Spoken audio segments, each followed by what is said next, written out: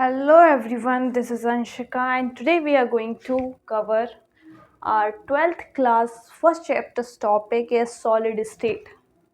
देखो solid state तो हम पढ़ लेंगे, लेकिन आज हम जैसे ये फर्स्ट लेक्चर है तो इसमें एक बार क्लियर करते हैं कि जैसे मैम हमने अपनी पहली क्लास में पढ़ा था कि मैम जैसे आप सॉलिड स्टेट पढ़ा रहे हो तो मैम हमने अपनी पिछली क्लास में पढ़ा था कि मैम मैटर नाम की कुछ चीज़ होती है मैटर।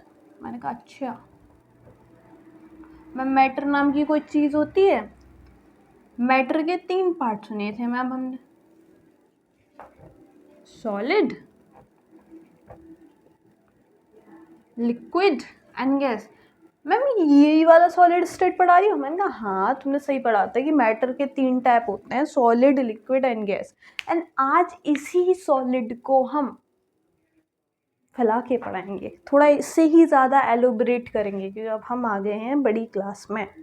देखो अब मैम हमने पहली क्लास में पढ़ा था तो एक बार ऐसा करते हैं, इसको रिवाइज कर लेते हैं कि भाई सॉलिड क्या होते हैं, लिक्विड क्या होते हैं एंड गैस क्या होते हैं। सो मैम हमें कुछ याद आ रहा है कि मैम सॉलिड के पहले हमने पढ़ा था कि मैम सॉलिड की जो होती है डेफिनिट शेप होती है एंड डेफिनिट ऐसे मतलब सेम होता है, चलो मैं उतार ही दे रही हूँ, डेफिनिट वॉल्यूम होती है। ठीक है, लिक्विड क्या होता है मैम हमने पढ़ा था, लिक्विड की डेफिनेट मैम डेफिनेट वॉल्यूम तो होती है बट इनडेफिनेट शेप होती है। पानी रे पानी तेरा रंग कैसा, जिस बर्तन में ढाल दो उस जैसा। ठीक है, मजाक वाली बात है। तो पानी को किसी भी बर्तन में अगर हम डाल दें तो उसी की ही शेप ले लेता है, तो इनडेफिनेट शेप है। बट वॉल्यूम इसका डेफिनेट है। अगर हमने 900 ml वाटर लिया है, 1 लीटर वाटर लिया है, तो दूसरे बर्तन में अगर पलटेंगे तो 1 लीटर ही वाटर रहेगा, ऐसा नहीं कि आधा लीटर हो गया पलटते वक्त। ठीक है, अब गैस मैम हमने सुना था गैस के मॉलिक्यूल तो इधर उधर फैलते रहते हैं, इनकी कुछ अरे 1 मिनट ज़्यादा निकल गई आज, no definite shape and volume. Gas की ना तो शेप डेफिनेट होती है एंड वॉल्यूम भी डेफिनेट नहीं होती। सेकेंडली मैम हमने ऐसा कुछ पढ़ा था कि जिसके पार्टिकल्स, अरे यार वैसे ये मार्कर चलता नहीं, आज चल रहा है ऐसा, जिसके पार्टिकल्स टाइटली पैक्ड होते हैं, टाइटली पैक्ड होते हैं, पास जुड़े जुड़े ऐसे, एक आ जाए दूसरा आ जाए तीसरा आ जाए। सॉलिड में बहुत टाइटली पैक्ड होते हैं एक दूसरे से ऐसे। तो जिस भी सब्सटेंस के पार्टिकल टाइटली पैक्ड होते हैं वो सॉलिड होते हैं। मैम लिक्विड के थोड़े लूजली बाउंड होते हैं। देखो थोड़ी इसकी स्पेलिंग देख लेना है ना, अपन इंग्लिश के टीचर नहीं है। लूजली पैक्ड होते हैं। ठीक है मैम, गैस के तो इधर उधर घूमते रहते हैं, अभी इधर कभी उधर। गैस किसी एक जगह पे ऐसे नहीं खुल गई तो नहीं रुकती, मैम वेरी लूजली बाउंड होते हैं। ठीक है, एंड मैम हमने ऐसा भी कुछ पढ़ा था, मैम एक कॉन्सेप्ट था जब हम मैटर का चैप्टर पढ़ रहे थे, इंटरमॉलिकुलर फोर्स ऑफ अट्रैक्शन या इंटरमॉलिकुलर फोर्स। तो मैम हमारी मैम ने पढ़ाया था, कहाँ चलिए यहाँ लिखते मैम, सॉलिड्स में इंटरमॉलिकुलर फोर्स हाई होता है, हाई इंटर ही लिख लेना है ना, सब बार बार नहीं लिख रहे। इंटरमॉलिकुलर फोर्स, पार्टिकल्स बहुत फोर्स से जुड़े होते हैं तभी तो टाइटली पैक्ड है। मैम यहाँ पे हमने पढ़ा था थोड़े लूजली बॉन्ड है, या कहो थोड़ा लो इंटरमॉलिकुलर फोर्स ऑफ अट्रैक्शन है। इंटरमॉलिकुलर फोर्स है। तभी तो भाई पानी क्या होता है, बह रहा होता है, थोड़े थोड़े फैल रहा होता है उसके मॉलिक्यूल। मैम हमने गैस में सुना था, मैम गैस में तो बिल्कुल ही कम होता है इंटरमॉलिक्यूलर फोर्स, बहुत दूर दूर होते हैं उसके पार्टिकल। अरे हमें पता है। मैंने कहा हाँ भाई तुम्हें पता है। Lowest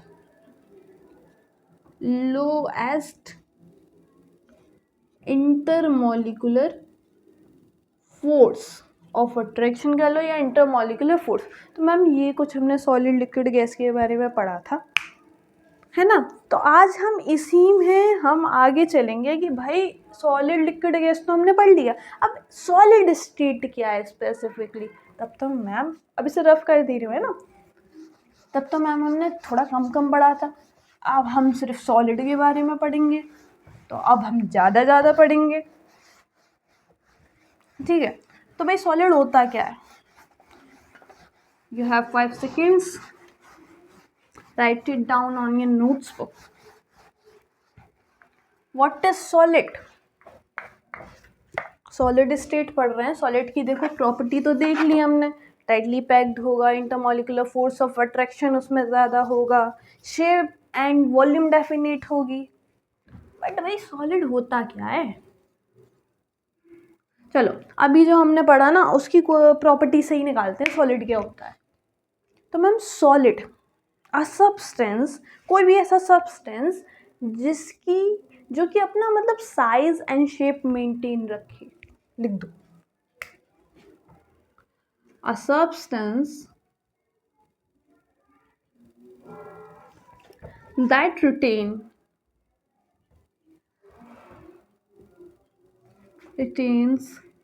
its size and shape। कुछ गलत लिखा मैंने इसमें, देखो ये सॉलिड है। सॉलिड क्यों है, क्योंकि एक ऐसा सब्सटेंस है जो अपनी साइज एंड शेप मेंटेन रखता है। ऐसा नहीं मैंने इसे आज यहाँ छोड़ा है तो ये बह गया या उड़ गया, नहीं। A substance that retain its size and shape without any container।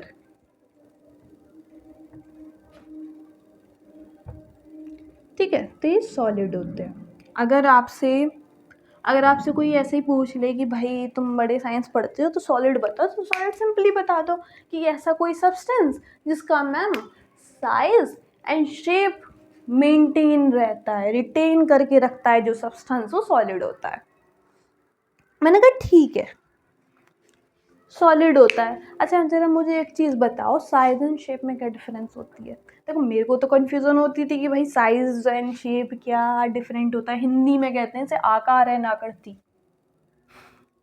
देख जिसको वैसे तो क्लियर होगा, जिसको नहीं हो तो सुन लो। साइज होता है कि कितना चीज़ छोटी बड़ी है, ये इसका साइज है। अगर मैं कह दूँ इसका साइज बढ़ गया तो उससे क्या अज्यूम होता है कि भाई ये अपनी जो ये शेप है इसकी सिलेंड्रिकल, इस सिलेंड्रिकल शेप के साथ बड़ा हो गया। अभी इतना था फिर इतना हो गया, तो ये क्या है इसका साइज बढ़ जाएगा, विड्थ भी बढ़ जाएगी, लेंथ भी बढ़ जाएगी, सब बढ़ जाएगी। अगर मैं इसके शेप की बात कर रही हूँ तो भाई कैसा दिख रहा है, सिलेंड्रिकल। मैंने कहा ये कैसा दिख रहा है, चलो एक और चीज़ लेते हैं, ये कैसा दिख रहा है, हम रेक्टेंगल। तो ये इसकी शेप है, बट साइज का बढ़ना है कि वो पूरा ही अपनी शेप के साथ बढ़ जाए, तो साइज एंड शेप होता है। अच्छा सॉलिड को हम एक और तरीके से डिफाइन कर सकते हैं, a substance that a substance whose particle, देखो पार्टिकल भी लिख सकते हो, मॉलिक्यूल भी लिख सकते हो, एटम ही मत कहना मैम हम एटम नहीं लिखा, बुक में एटम लिखा है, कुछ भी लिख लो, पार्टिकल में सब है। substance whose particle cannot move freely except vibrate।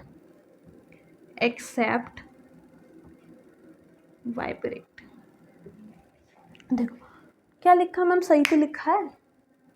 कोई भी ऐसा सब्सटेंस जिसके पार्टिकल्स मूव नहीं कर सकते फ्रीली, तो भाई हमने इसकी प्रॉपर्टी में पढ़ा था कि मैम बहुत टाइटली एकदम सॉलिड के जो पार्टिकल्स एकदम टाइटली बॉन्डेड है, उनका इंटरमॉलिक्यूलर फोर्स भी बहुत ज़्यादा हाई है, तो वो ईजिली मूव नहीं करेंगे। ये सॉलिड है तो उसके पार्टिकल कहीं मूव करते हुए दिख रहे हैं, गैस में तब भी ऊपर धुआं उठता हुआ दिखता है, पानी भी चलता हुआ दिखता है, लेकिन सॉलिड के पार्टिकल या सॉलिड कहीं तुम्हें दिखता है कि इसके मॉलिक्यूल निकल निकल के जा रहे हैं नॉर्मल कंडीशन में?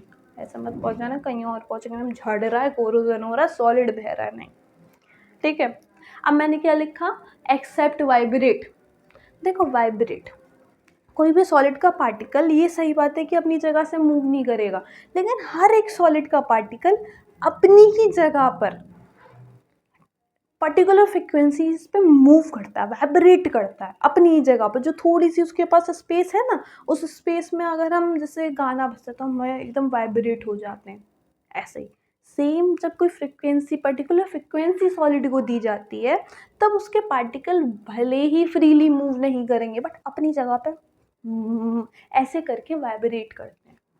सो a substance that retain its size and shape without any container called solid, or a substance whose particle cannot move freely except vibrate, those called solid। तो सॉलिड का फंडा एक्सप्लेन हो गया कि भाई सॉलिड क्या होते हैं। नाउ अब सॉलिड कितने टाइप के होते हैं, types of solid.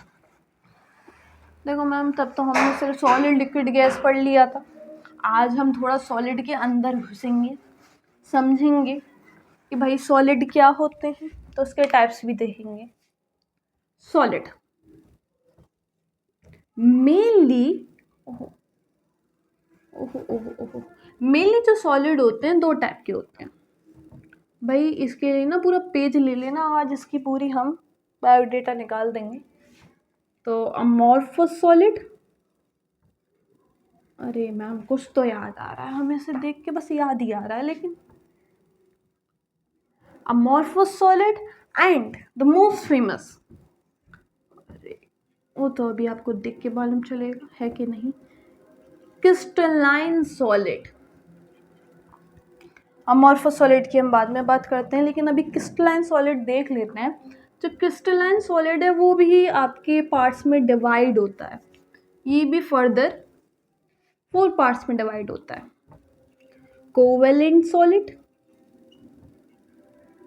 Metallic solid, metallic metal का नाम जी मैम सुना है, मेटेलिक सॉलिड, आयनिक सॉलिड, हाँ मैम आयनिक बॉन्ड पढ़ा था हमने, वही वाला सॉलिड है NaCl, and last but not the least molecular solid. Molecular solid, अच्छा ये हो गया क्रिस्टलाइन के पार्ट। अब इसमें भी डिवीज़न है, देखो इतना पूछेगा तुमसे कोई नहीं 12th में, लेकिन जस्ट फॉर इंफॉर्मेशन वाइवा में पूछ ले। देखो वाइवा का ना कुछ भरोसा नहीं होता, जो एग्जामिनर को आता है वो पूछ लेता है, तो भाई थोड़ा तुम्हें तो कुछ मतलब छोटी सी चीज़ें हैं तुम्हें मालूम होनी चाहिए। 2D solid and 3D solid, and इसी तरीके से मॉलिकुलर सॉलिड में आते हैं आपके polar solid, polar solid, polar solid ma'am, फिर आएगा पोलर का नॉन पोलर सॉलिड, सॉलिड, और एक बहुत ही फेमस पानीदार रंग देख के, और पानीदार रंग में आता है हाइड्रोजन बॉन्ड, पानी पे मत जाना, हाइड्रोजन बॉन्डेड सॉलिड, बॉन्डेड। भाई आज ये स्केच ना थोड़ा ऐसे ही चल रहा है तो थोड़ा देख लेना वो मैं जो बोल रही हूँ, बॉन्डेड सॉलिड्स। तो भाई इसको एक बार, ये क्लासिफिकेशन है बहुत बढ़िया, मेहनत से उतारा गया है, तो इसको एक बार तुम नोट डाउन कर लो। यू हैव 10 सेकेंड, इसको पॉज करो, आराम से उतारो। 1 2 3 4 5 6 7 8 9 and 10, yes time's up। तो यहाँ पे जो हम बात करेंगे ना, वो मेनली हम बात करेंगे आज, इधर आज हम बात करेंगे crystalline solid and amorphous solid के बारे में। देखो आगे तो हम पूरी पूरी बातें करेंगे कि भाई क्रिस्टलाइन सॉलिड अमॉर्फस सॉलिड में डिफरेंस क्या है, ये 2D सॉलिड क्या है, पोलर सॉलिड क्या है। बट आज जो हम बात करेंगे, आज हम बात करेंगे crystalline solid and amorphous solid में। तो भैया आ जाओ क्रिस्टलाइन सॉलिड। पहला टाइप है क्रिस्टलाइन सॉलिड। क्रिस्टलाइन सॉलिड, देखो ये तो बहुत फेमस सॉलिड है crystalline solid.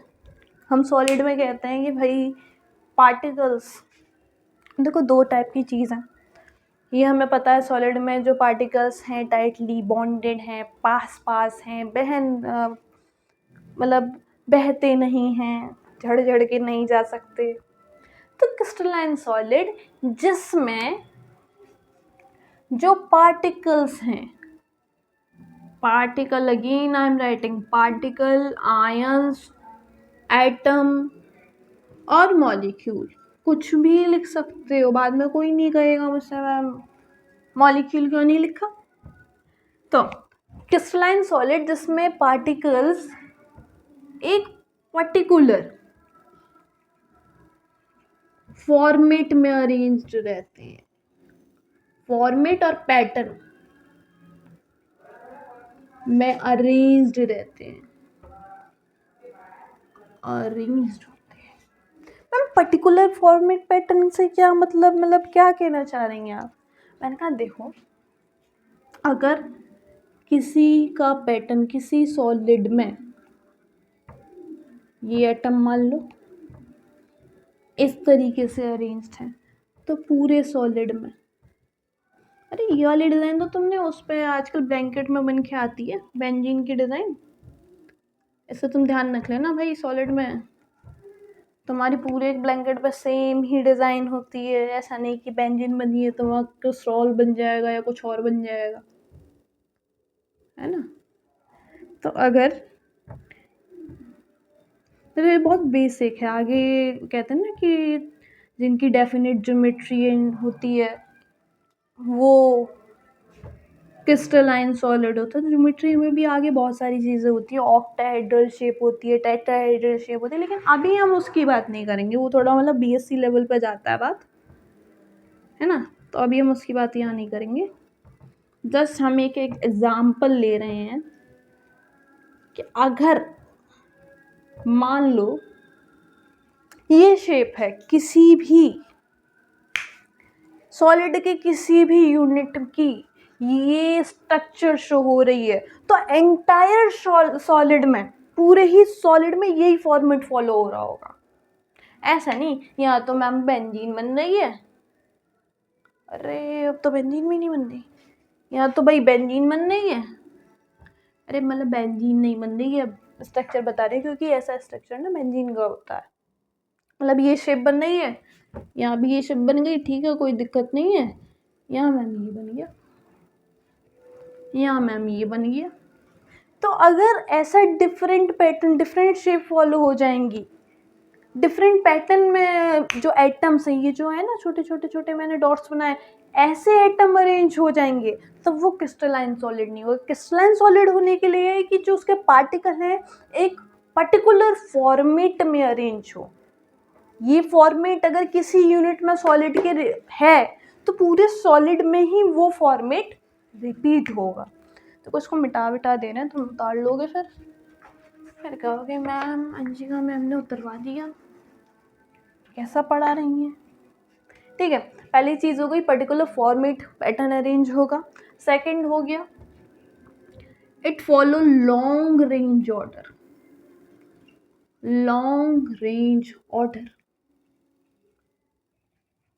Long range order से क्या है, देखो अभी भी मैंने एक लाइन बोली थी कि अगर सॉलिड के एक यूनिट में ये फॉर्मेट एटम बना रहे हैं तो एंटायर सॉलिड में कितना भी सॉलिड बड़ा हो, इतना सॉलिड हो या इतना सॉलिड हो, पूरे सॉलिड में यही पैटर्न बनाएंगे एटम्स।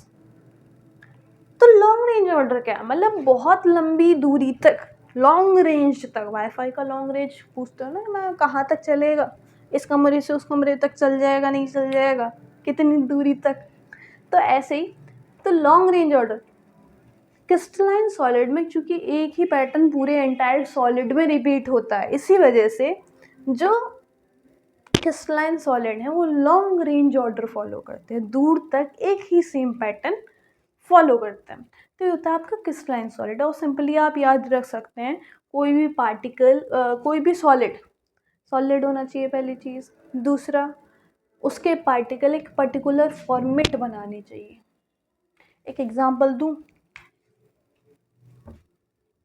12th क्लास में बच्चे जाते हैं स्कूल, हैं स्कूल में होती है असेंबली, प्रार्थना, तुम खड़े होते हो ऐसे,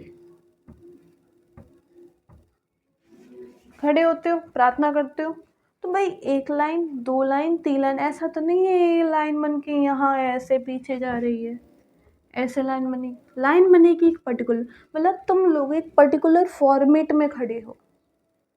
तुम अपने आप को पार्टिकल मान लो, अरे हम कुछ भी बन सकते हैं, तो अगर तुम पर्टिकुलर फॉर्मेट में खड़े हो तब तुम होगे क्रिस्टलाइन सॉलिड। आया समझ कि भाई क्रिस्टलाइन सॉलिड क्या होते हैं? जिनके पार्टिकल मैम सेम एक पर्टिकुलर पैटर्न फॉलो करते हैं और मैम लॉन्ग रेंज ऑर्डर तक चलते हैं। ऐसा नहीं कि आधे सॉलिड में कुछ और है, आधे सॉलिड में कुछ और है। तो भाई इसको एक बार नोट कर ले समझने के लिए। अब हम लिखवाएंगे इसकी डेफिनेशन, ठीक है। यू हैव 10 सेकेंड्स, 1 2 3 4, गालो, मैं अभी बंद करने वाली हूँ।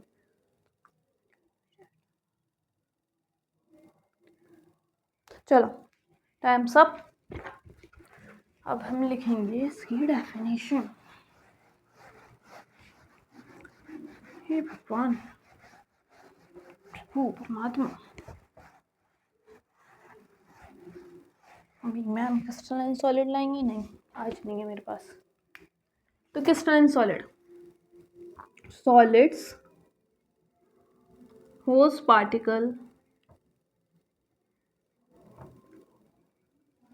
particles, ions और molecule, atoms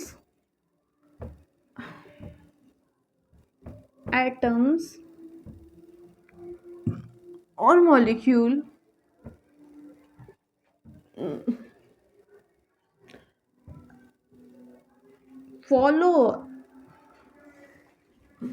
फॉलो और कह सकते हैं repeat solid whose particle, ion or atom or molecule repeat a particular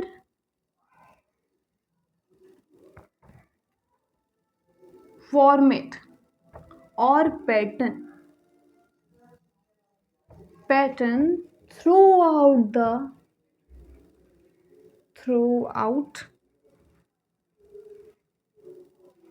spelling देख लेना ना, throughout the solid or entire solid, that those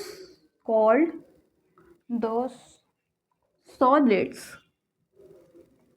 called crystalline solid.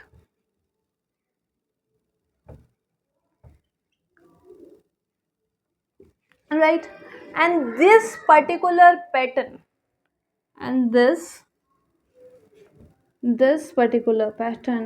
देखो ये नोट में लिख लो। ये तो अपनी डेफिनेशन हो गई। अब एक नोट में चीज़ लिख लो, ये पर्टिकुलर फॉर्मेट मैंने कहा है ना, पर्टिकुलर फॉर्मेट और pattern through out the solid, और तुम लिख सकते हो थ्रू आउट द सॉलिड और लॉन्ग रेंज ऑर्डर। ये मतलब थोड़ा बुकिश लैंग्वेज हो जाएगा ना, long range order which provide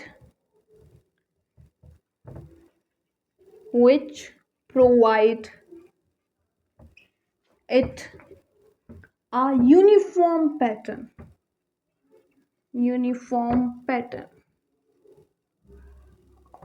called called crystalline solids. सही? किसी को कोई तकलीफ, परेशानी, समस्या? Solid whose particle, ion or molecule repeat, this is important word, repeat a particular format or pattern throughout the solid. Through out the solid कह लीजिए या लॉन्ग रेंज ऑर्डर कह लीजिए, एक ही बात है। पूरे सॉलिड में या लंबी जगह तक, एक ही बात है। एक पर्टिकुलर पैटर्न को जो सॉलिड्स, जिस सॉलिड के पार्टिकल एक पर्टिकुलर पैटर्न को लॉन्ग रेंज ऑर्डर में या पूरे सॉलिड में फॉलो करते हैं, क्रिस्टलाइन सॉलिड कहलाते हैं। एंड ये पर्टिकुलर फॉर्मेट उनको एक यूनिफॉर्म पैटर्न देता है। इधर से जैसे दिख रहा है उधर से भी वैसा ही दिखेगा, सिंपली एकदम यूनिट में, इधर से भी ऐसा उधर से भी ऐसा। ये मत कह देना मैम इधर से कैप निकाला है उधर से कैप नहीं है, नहीं ऐसा नहीं होता है, वो तो आपकी डिज़ाइन के लिए। यहाँ देखो ना सेम, अब इसमें ज़्यादा मत घुसो, सिंपल बात है। सेम फॉर्मेट पैटर्न, जिसके पार्टिकल सेम फॉर्मेट फॉलो करते हैं, क्रिस्टलाइन सॉलिड होता है। अब ये पैटर्न जो है, पैटर्न आपकी ज्योमेट्रीज होती हैं। देखो बताने के लिए मैं बता दे रही हूँ, तुम लोगों के काम का नहीं है। ज्योमेट्रीज आपकी ऑक्टाहेड्रल होती है, टेट्राहेड्रल होती है, स्क्वायर पिरामिडल होती है, ये दो ज़्यादा फेमस हैं वैसे, पेंटागोनल होती है। तो अगर एक ज्योमेट्री फॉलो हो रही है, एक पैटर्न फॉलो हो रहा है, तो पूरे सॉलिड में वही हो रहा है। क्रिस्टलाइन सॉलिड के एग्जांपल मिटा दे रही हूँ, तुम लोगों के काम का नहीं है, ठीक है। एग्जांपल देख लो, जैसे कि NaCl, जैसे कि मैम डायमंड, क्या कहा ना, हीरे जड़वा दूँ तेरी काली कमीज पर, तो डायमंड बड़ा चमकता दिखता है, वो क्रिस्टलाइन सॉलिड होता है। उसकी एक सारे एटम एक पर्टिकुलर फॉर्मेट फॉलो करते हैं, CaCl, CaF2, and zinc sulphide और भी बहुत सारे, ठीक है। तो ये होता है आपका क्रिस्टलाइन सॉलिड। नोट हो गया ना? अच्छा, इसको अगर समझा तो मैंने दिया, ठीक है, इतना ही बहुत है, ज़्यादा नहीं पूछता इससे, इसको मिटा रहे हैं, आपके कोर्स में से ज़्यादा नहीं आएगा। अब बात करते हैं कि अमॉर्फस सॉलिड क्या होते हैं। मैम अमॉर्फस तो मैम नाम सुना सा है, बाकी कुछ हमें ध्यान आ नहीं रहा है, तो मैंने कहा चिंता मत करो, मैं किस लिए हूँ, मैं ही बता दे रही हूँ। अमॉर्फस सॉलिड, देखो अमॉर्फस सॉलिड, क्रिस्टलाइन को हिंदी में कहते हैं क्रिस्टलीय ठोस, अमॉर्फस सॉलिड को कहते हैं अक्रिस्टलीय ठोस, राइट। देखो थोड़ा आसान करने के लिए कह रही हूँ, अक्रिस्टलीय ठोस, क्रिस्टलीय क्रिस्टलाइन और अमॉर्फस अक्रिस्टलाइन। तो अमॉर्फस वर्ड का हम वर्ड टू वर्ड चलना है, हम नहीं जा रहे डेफिनेशन, हम नहीं पढ़ रहे इसकी डेफिनेशन, पहले हम बढ़ते हैं अमॉर्फस। देखो अमॉर्फस का मीनिंग होता है, अगर इसको ब्रेक करें तो ग्रीक लैंग्वेज में इसका मतलब होता है without any particular pattern,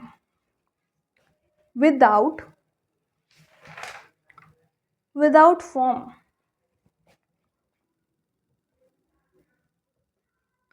form कह लो या पर्टिकुलर पैटर्न कह लो, बात वही है कि जिसकी एक पर्टिकुलर फॉर्म नहीं है वो अमॉर्फस होगा।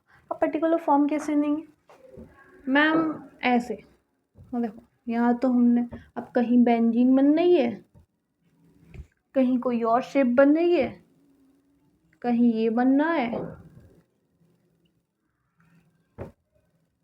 ये बन गया,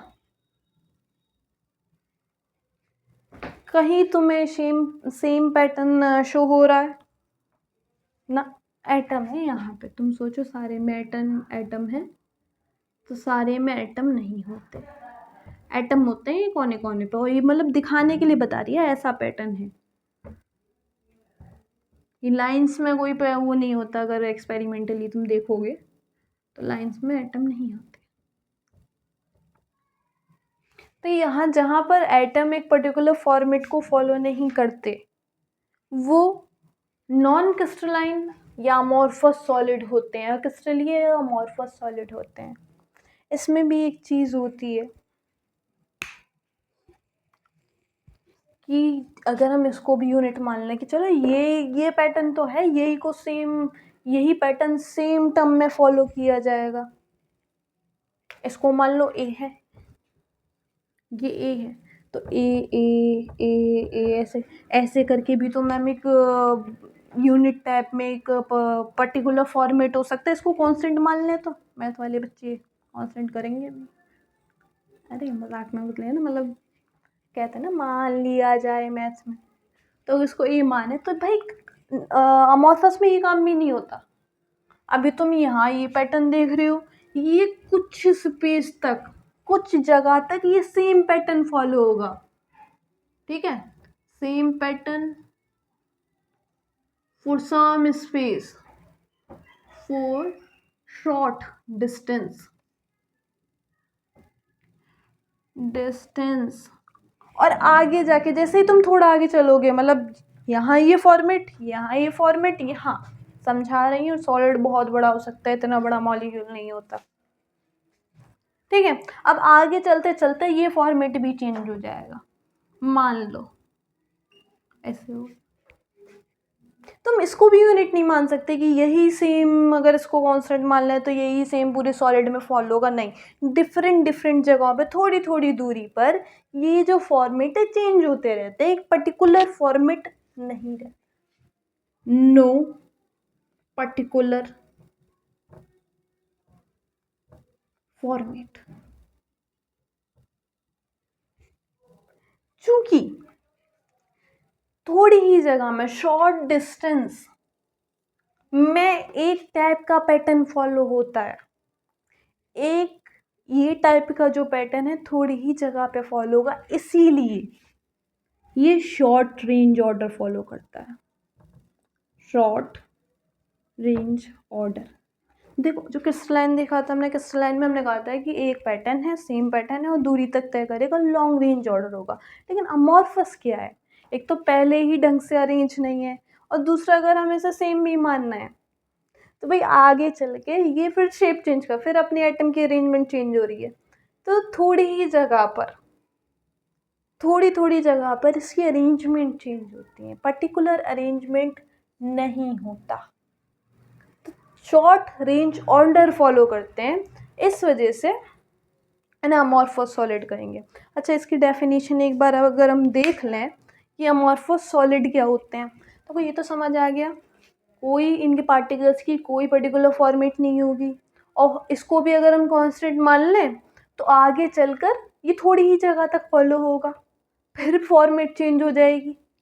तो ये जो फॉलो करते हैं शॉर्ट रेंज ऑर्डर फॉलो करते हैं अमॉर्फस सॉलिड्स।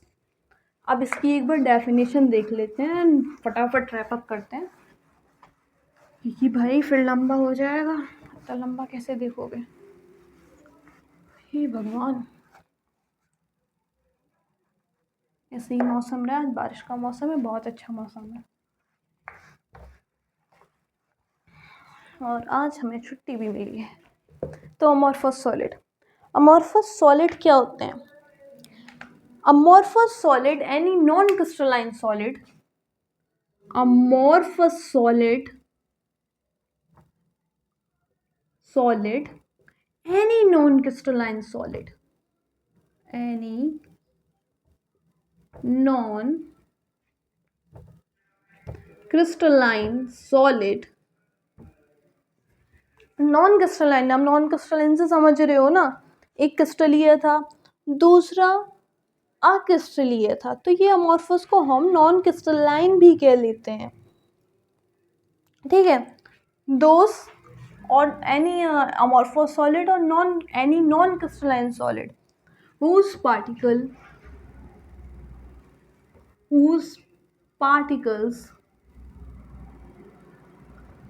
particles आयंस, इसको मैं तुम्हारी वजह से बार बार रिपीट कर रही हूँ कि फिर तुम ये ना कहो कि मैम, देखो हम समझने के लिए कुछ भी ले सकते हैं, ऐसा नहीं कि हम एटम करें तो हम पर्टिकुलरली हर बार एटम के बारे में बात करेंगे, मॉलिक्यूल के लेवल पे भी बात कर सकते हैं, ऐसी कोई ऐसी रिस्ट्रिक्शन नहीं है।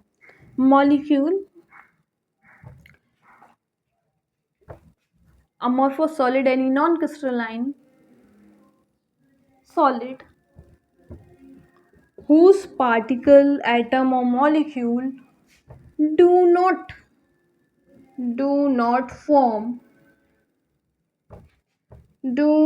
form any particular lattice structure. Lattice, oh my god, यहाँ लिख लो भैया, तो गलती ज़्यादा हो रही है। Lattice structure and also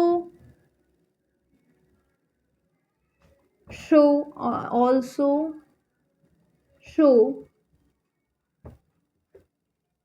short range order.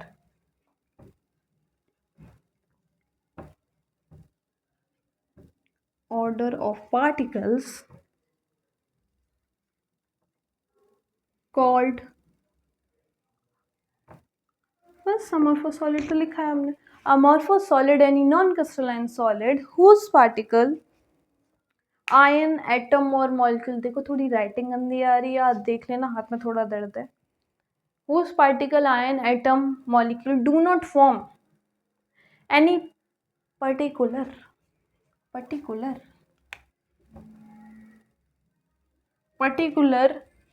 lattice structure and also show short range order of particle, also show or follow short range order of particle are called amorphous solid. यहाँ एक मैंने नया टर्म इंट्रोड्यूस किया है, lattice. Lattice कुछ नहीं है, lattice मान लो ऐसे एटम्स की एक पर्टिकुलर फॉर्मेट को हम लैटिस कहते हैं।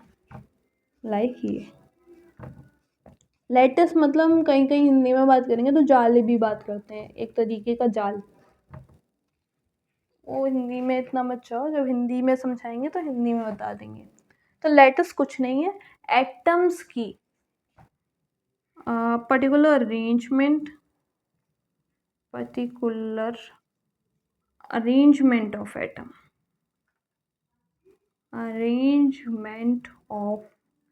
एटम,